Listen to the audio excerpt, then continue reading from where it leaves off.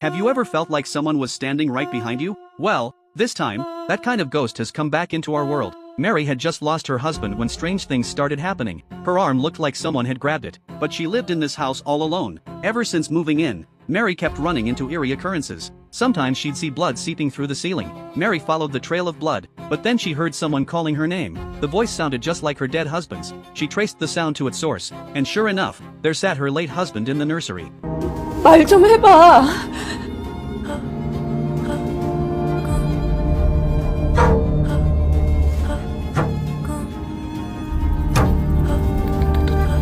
A bug crawled up Mary's leg, onto his face, and finally slipped into her eye. The next second,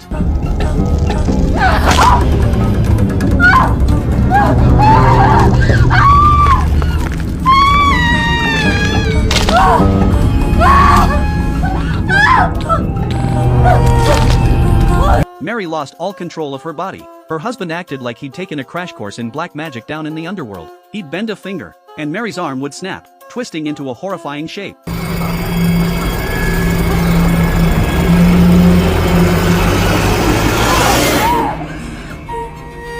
Turns out, it was just a nightmare. Mary was still shaken. She and her husband had loved each other deeply. There was no reason for him to come back and terrify her in a dream. Mary suspected something unclean was lurking in the house. She marched straight to the spot from her dream, hoping to find some clue.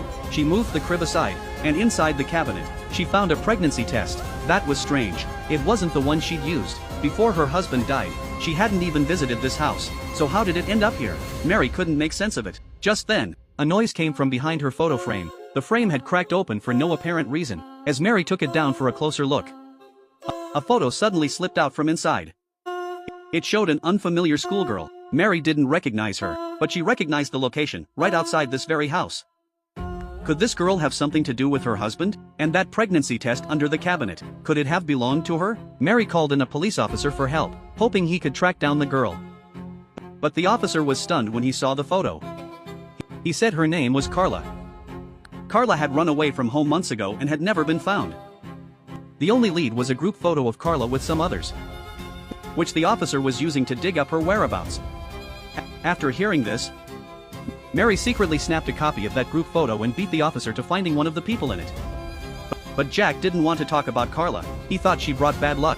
He sped off on his bike. But suddenly the throttle wouldn't respond.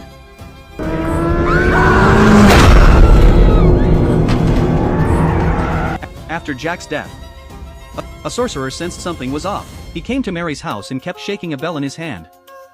Whenever the bell rang, the evil spirit in the house would reveal itself.